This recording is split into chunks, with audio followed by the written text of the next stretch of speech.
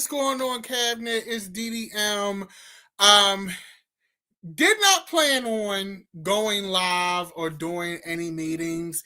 I'm in the process of moving. The new studio isn't set up yet. But in light of recent events, last night was insane. First of all, thank you everybody for joining. I know it's been a minute, but like I said, I'm relocating, I'm moving, new place, new space, all of that. And it has been insane. I want to say shout out to all my cabinet members. How's everybody doing? But the election. Let's get into, I gotta put on I gotta get on my championship, I gotta put on my championship jacket real quick, because here's the thing, right? Like,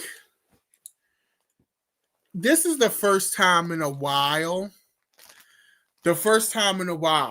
I have been able to get on here and report good news.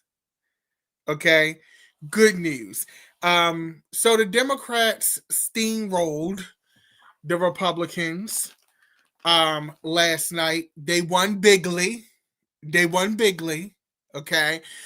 So just to run down the elections that were had, you had the governor and lieutenant governor elections in Virginia and in New Jersey, as well as the big race in New York for mayor, and a few other positions, some local Supreme Court decisions, as well as some major movement in Mississippi, as well, being able to flip two Republican seats in Mississippi, bitch. In Mississippi. So let's run this down. If you just joining the channel, you can go ahead and subscribe, youtube.com/Secretary of Shade. But let's just get into what has happened here. So first election we have in Virginia. So Abigail Spanberger, Democrat, defeated Winsome Earl Sears in the governor's race. And it was a steamroll. She got 57.5% of the votes to Earl Sears' 42.3. Now, I want to pause here because, see, here's the thing. Okay? Here's the thing. Winsome Earl Sears, whatever her last name, I call her Winsome Early. I don't, whatever her name is, right? I don't know what Black MAGA needs to, what they need to understand that you are not included in this coup. You are not included in this grift, bitch. Okay? You are not a part. Your role in this is over now. Your role was important before Donald Trump got elected and before they controlled the House and the Senate. Okay? Your role is over now. Candace Owen, y'all, it's over, niece. It's over. You are no longer needed. If you notice, there has not been not a single Black person promoted at a major level in this administration. Your role is over. So thinking that you're going to ride this wave and that you're going to benefit off of this, that is done. And when I look at the footage of this lady, Winsome Earl Sears, Black woman, and the sad part is she is an immigrant from Jamaica, okay? Marine, running on this ticket. Look at what Jamaica is going through right now. You didn't say anything about that while you were running in recent days since this has happened. And then she had the nerve, this is the issue I had with the Black MAGA delegation. They had the nerve to criticized the NAACP for not endorsing her, which the NAACP never endorses candidates. They endorse policies, niece. And guess what? Your policies didn't align with the NAACP's agenda. It's the National National Association for the Advancement of Colored People, bitch. Not the regression, niece. And to top it all, you're a weirdo. If you've seen her rallies, her speech, weird and dough. It's giving WWE promo, bitch. That's why I got on my WrestleMania jacket. But she lost bigly. Okay, Abigail Spanberger will be the next governor and the first Democratic female governor of Virginia. Then also too, now in Virginia, now just to give you context, in Virginia, typically the party that's in power. So, like, for example, right now the Republicans are in power on the federal level, national level. Typically, Virginia votes the opposite party. So that wasn't a surprise because that's what Virginia does. And also, too, Virginia, for those of you who don't live in the DMV, like I do and some of the other viewers, cabinet members, Virginia houses a lot of federal employees. You've had the government shut down for now 36 days. Do the math. Also, too, today marks officially 1 year since Donald Trump was elected since the last election. So this is all kind of interesting and poetic the way that it's coming together. And yes, her edges are crispy. Now, also, too, in Virginia, Jay Jones, this is another important story. Now, Jay Jones was the guy for Attorney General, right? So he's the one who his text got leaked, basically saying that, the Republican Party, he said some malicious things, some not kind things. Okay. He said some not kind things. But the people said, we don't give a fuck. We don't care. Fuck them tax. And the thing is, what I'm proud about, like I said, I don't condone what Jay Jones said in those text messages that were private, that should not have been leaked. But you can't. Here's the thing with the MAGA party. You guys have said so much crazy shit out of your mouth. And you are being. The thing is, here's the thing. Because we got a lot to talk about. Here's the thing, right? I am happy that it seems like the Democratic Party, and when I say the party, meaning the voters, are stepping away from this notion that they have to love the candidate. The candidate has to be the most virtuous and pure person. And I think that's why we got into this pickle. And I think people now are like, you know what? Yeah, he said some fucked up shit in the text message. I'm voting blue anyway. So shout out to Jay Jones, no pun intended. Then in New Jersey. Now, New Jersey, bitch. She's the girl. Because in New Jersey, first of all, congrats to Mikey Sherrill, who defeated Jack Cattarelli, who was Trump endorsed. They dumped a lot of money into him. They did a whole smear campaign on Mikey Sherrill, and he lost. And he also lost bigly. Sherrill received 56.2% of the vote to Cattarelli's 43.2%. So here's the thing with these elections. When I'm looking at these numbers, these wins aren't like close by hair wins. These are decisive, big wins. And I think honestly what this is a product of is the government shutdown. I think definitely plays a part. But I think that people are seeing the cruelty of this administration.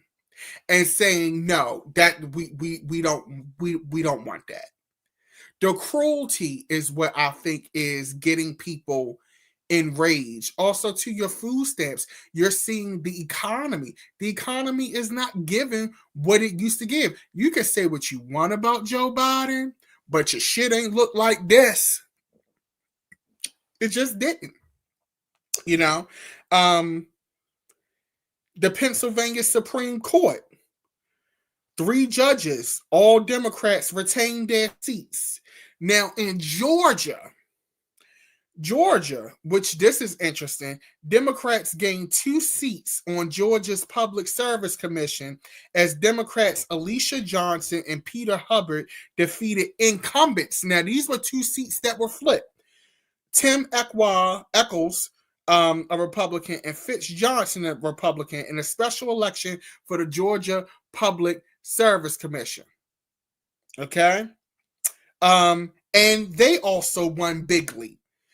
Alicia Johnson defeated Echols, getting 61.9% of the vote. Hubbard defeated Fitz, getting 62.1% of the vote. So once again, decisive victories. It's not close. It's not, we was kind of split. Of course, there's going to be some idiots. And we're going to get to New York in a minute because I want to know these people who voted for Eric Adams, but we're going to get to that. Another great moment, Mississippi. Now, we know what Mississippi give. We know what Mississippi gave. Mississippi gagged the girls. They did a drive-by. Mississippi said, not today, niece. So, Democrats gained 2 Senate seats and 1 House seat across 10 special elections, 8 in the Senate and 2 in the House. 6 of the Senate elections and 1 of the House elections were the result of redistricting. The state passed new state legislative maps after a 3-judge district court panel ruled in July 2024 that the previous maps did not contain enough majority black districts. Democrats' gains under the new map broke the Republican supermajority in the Senate. Heading into the elections, Republicans held 36 out of 52 Senate seats, 1 more than the minimum of 35 required to meet 2/3 threshold.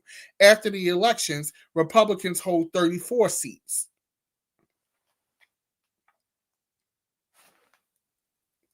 Come on, Ole Miss. Do the damn thing. Now, let's get to Miss New York, bitch. Let's get to Miss New York. Now, I'm going to spend a little bit of time on Zohran Mamdani. So first of all, got to put my banner up. I was so excited, I forgot to put my banner up. First of all, I did not know Zohran Mamdani was a rapper. He was in a whole rap group, sis. Like a whole rap group. I had no idea. Zohran Mamdani. Here's the thing. First, let's talk about Andrew Cuomo, who, in my opinion, went out sad. Went out bad. Okay? When you have Donald Trump, who's a Republican, endorse you last minute because he knows the Republican isn't going to win. After here's where the issue is not. It is a party issue, but what we're seeing right now in politics, and I think the Democrats have this problem more than the Republicans, is the Democrats have refused to embrace their youth. They've refused to embrace what I like to call the TRL generation. These are the now late 30s, early 40-year-olds who were teenagers at the turn of the century. They have refused to really appreciate and embrace them. And the boomer generation, Gen X, is kind of holding on to old. Thank you, Tyler, for the super chat. I appreciate it. They are holding on to old ways. And so what's happening, and I'm seeing it even in my city with Brandon Scott, who's our mayor, is a lot of these young politicians are being labeled as socialists or radical or extreme or all of this stuff. No, they're just speaking to issues that this generation and younger actually are dealing with. And what you're seeing is a party that is dealing with a generational change and a changing of the guard, but also too that's out of touch. And what I liked about Zoran Mamdani's campaign, it was very in touch. And I want to talk about Van Jones real quick because Van Jones rubbed me the wrong way, real bad. Because Mamdani, they call the race, they project Mamdani to win. Mamdani comes out and, in my opinion, does a fire ass victory speech. It was no holds barred. It was hard. It was to the point he wasn't playing with these whores. Then Van Jones, black man, after they do, the commentary on CNN after the speech. Now, David Axelrod, he an old head, old establishment, Democrat, but old white establishment, kind of politician. I mean, political analyst rather. He says, there were some missed opportunities. He wasn't a uniter and all of that. And I expect him to say that because he's a status quo Democrat. But then Van Jones is like, I was disappointed and, there were some missed opportunities and he was too hard and all this stuff. No, he needed to be that. He needed to be that. He needed to be direct. He needed to say what needed to be said because, no shade, that's how Donald Trump took over the party. That's how he took over the Republican Party. People didn't vote for him because he was fucking nice. They didn't vote for him because he united the country. They voted for him because they saw that he was down to be as ignorant and prejudiced as them. And they said, I want to hitch my car to this train. That acceptance speech was right on. And I'm going to need these, politically correct, as Funky Dineva called Candace Owens, MAGA mammies, to really get it together. I'm going to need you to get it together. And Zoran Mamdani, first of all, when we get into the win, Mamdani received 50.4% of the vote. Cuomo received 41.6%, and Sliwa received 7.1%. So I'm going to be honest with you. Andrew Cuomo actually helped Mamdani win. And see, here's what makes it worse. Here's what makes it worse. Is that not only did you lose Andrew Cuomo, but you lost twice. You lost in the primary. You did not win the Democratic ticket. So, and this is the problem that I have with these establishment politicians. You lost in the Democratic primary. Instead of you getting behind Mamdani and saying, hey, maybe I'm missing something here. Maybe I'm out of touch. Let me put my ear to the street and see what's going on. What are the needs of the people? You then go independent so that you can then run after the vote. And this is a problem that I'm having with these establishment politicians, be it Donald Trump, the Republican Party, and now Andrew Cuomo and some of these establishment Democrats. The people voted and said that, no, you are not what we want. You defied the wish of the voter and decide to run independent, and then you lose again. So not only did you lose once, you lost twice. And then you get an endorsement from Donald Trump as a last ditch effort when you was to say this. One thing about I'm noticing between Giuliani and Andrew Cuomo, these New York establishment politicians know how to ruin their legacy. Because during the pandemic, everybody loved Andrew Cuomo. We was here. He was giving us them daily COVID updates. The news stations was broadcasting him like he was the president. He was the T. He was the T. How you go from that to this?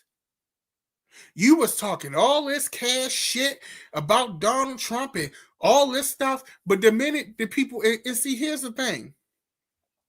I have to question: is it really about the welfare of the people? Is it really about you wanting to defeat Donald Trump? Because if the mission was to defeat Donald Trump and to carry out the will of the people said, bruh, we get it, but we want to go with this new guy. I don't understand. But see, here's the thing. Here's the thing. When you've been allowed to fail forward for generations, and I'm not just talking about Andrew Cuomo, I'm talking about a lot of some of these politicians, some of these businessmen who can bankrupt businesses and, get promotions, become CEOs of other companies after they ran the last one in the ground, have scandals, rerun again.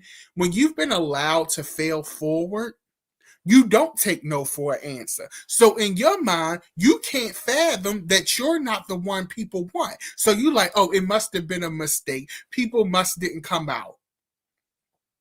New York City had 2 million people come out and vote, the highest turnout since 1969.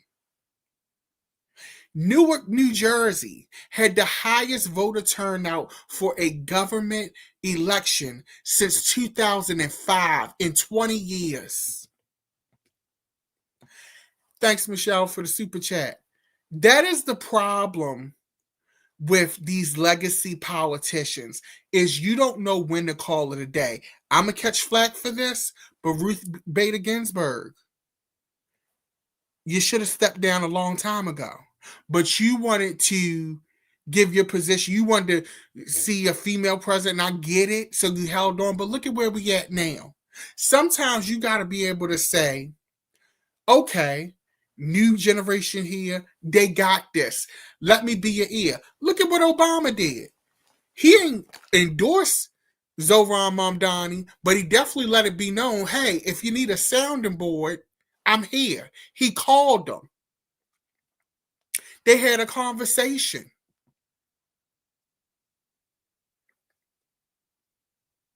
That's how you do it. One thing I got to give Obama, he don't give hater.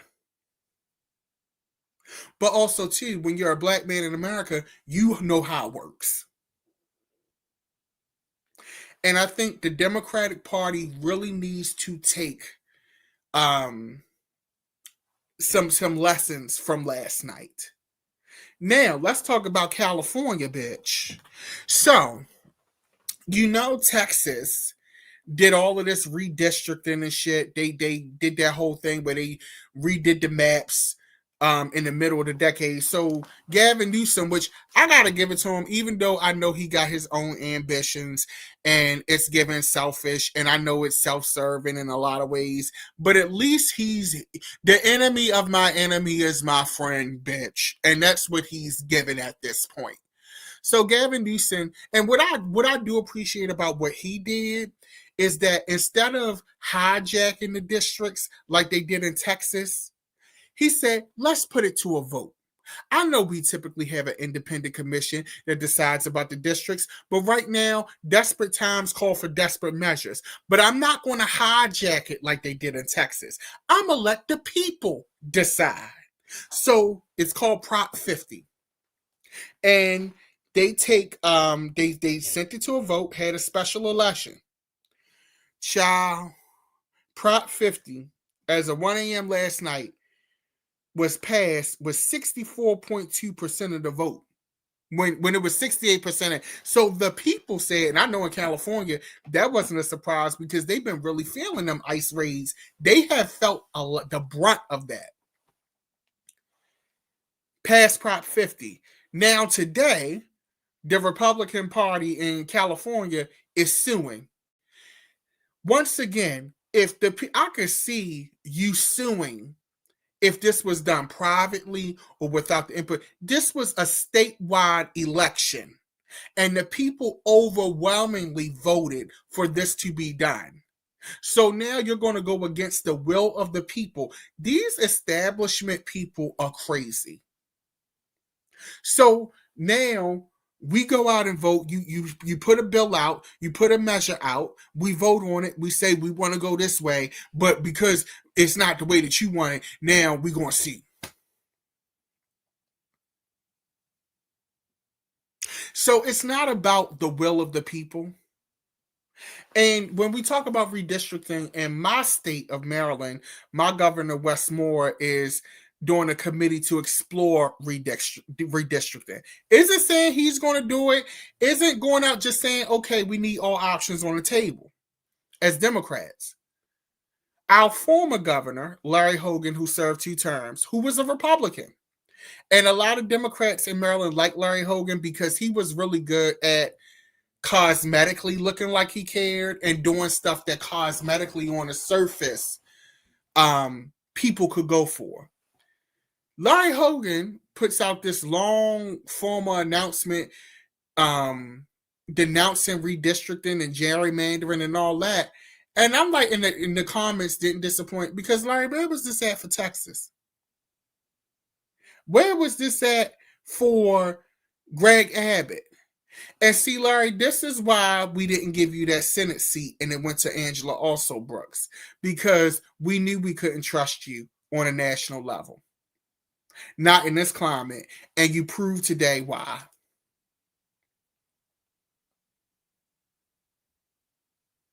You proved today why. And so, with the whole gerrymandering and redistricting, it's going to be a war. But I know, here's the thing though, with these wins, I know that he's cooking up foolishness. Today, he had a closed door meeting. It was just not a good day for him. He had for Trump. He had a closed door meeting with, the Republican senators. He wants to get rid of the filibuster. Now, for those of you who don't know what the filibuster is, it basically guarantees that the minority party has some kind of seat at the table. In long story short. And because of the government shutdown and because the filibuster exists, this is why the Republicans need a certain amount of Democratic votes. He wants to end the filibuster. And the Republican senators are like, wait a minute, bitch. Now, if we just get rid of the filibuster, bitch, that means if the Democrats get back in power, which eventually they will, bitch, we ain't going to have no say. They're going to steamroll us. So he's so self-absorbed. He's not even looking at the big picture. This is why a lot of this stuff is Stephen Miller and the other powers that be behind the scenes. It's not him. He's not that damn bright. This is not him. He is not that damn bright. He was just the salesman of it. He was the one that people can buy into because he was a showman. And so they used him to get he's the Trojan horse. But he's not that damn bright. Then another kick in the gut, we got the whole tariff situation going on. The Supreme Court heard arguments today about are the tariffs legal? Does the president do he have the power to be doing all this? And the Supreme Court is asking questions. It didn't look good today. And this is a majority conservative Supreme Court with a lot of judges that he appointed. And they said, wait a minute, bitch. What's going on? What does this mean? What are we doing? Because I think what some people are learning is that prejudice is expensive. Racism is not cheap. It costs money. And He's already cost the country a lot of money in tourism revenue, in labor. You done sent all these people back. The crops are rotting on the vine, and things like that. You are costing people money, and I think that it's going to be interesting to see how this pans out. It was also interesting. I like Abby Phillips' show. So for those of you who watch, the cabinet meeting, Secretary of State, I source from a lot of different news sources, but I do like Abby Phillips' show on CNN. I think she's grown a lot and gotten better. And it was so interesting watching Scott Jennings, who I can't stand. I think he's like such a troll. The mental gymnastics and the spinning that he did on last night was crazy. And I think people are just getting scared. I think they're just getting scared of what's going on. And I think people are like, wait a minute, you're doing too much. I mean, since the last time we talked, the boat strikes in the Caribbean, threatening boots on the ground in Mexico, boots on the ground in Venezuela. China made you look like an idiot. The situation with the tariffs with Canada is just too much. And the reason why he was voted in allegedly by people was to lower the price of groceries. Well, newsflash, the groceries are all high as hell now. Thanksgiving is going to be a very expensive meal. And if you making mac and cheese, bitch, God help you. Because mac and cheese used to be the cheap dish. Now you want a good pan of mac and cheese, you're paying every bit of $50 by the time you pay for all the ingredients. Good luck.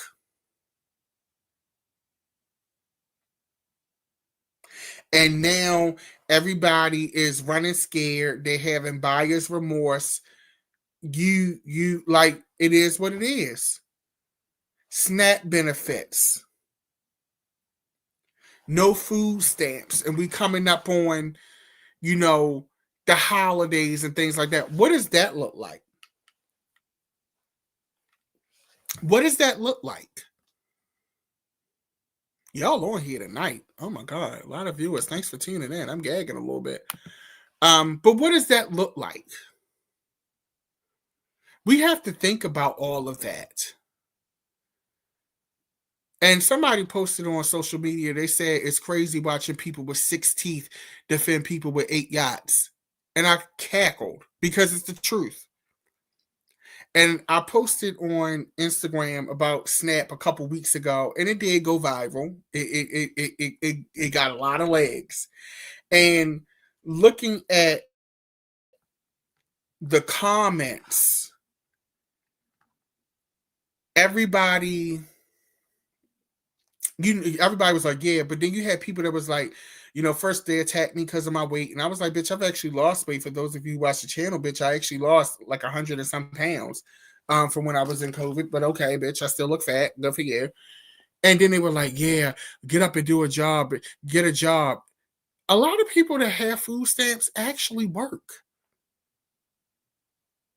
And so I don't think people think about that. Then we got to look at the air traffic controllers. So this just in, they're going to be reducing major routes, like certain routes.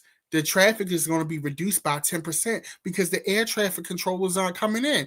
New York Airport, 80% of the air traffic controllers have called out. They called out. So I don't know about you. I mean, I don't have any flights planned anyway. But if I did, I'm not flying nowhere. You can reach me by trailway. You can reach me by railway. I don't care how you get there, but it won't be in the goddamn air. And I mean that.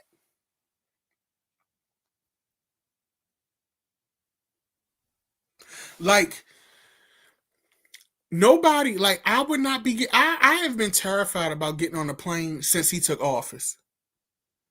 Because it's between the crashes at the top of this year and now this, I'm just not, I can't do it. I can't get on a plane. I just can't. I have friends who work in government who are struggling right now, who are not getting paid and they gagging 36 days. If I can't drive to you, bitch, I'm not coming. Who all gonna be there? If I'm not driving, I'm not coming. And that's the bottom line. But I just wanted to check in with y'all. If you want to donate to the channel, you can do that via Super Chat or Cash App or Venmo at Dapper Damitis. Everything is greatly appreciated. I will be back in and locked in. Like I said, we've moved, new location, new spot, getting everything set up. But I just wanted to check in with y'all. Make sure you subscribe to the channel, youtube.com/Secretary of Shade. Follow me online at Dapper Damitis. Y'all have a great evening. I'm getting ready to go watch wrestling because it's AEW. And yeah, y'all have a good evening. Peace and love, Captain. Mwah.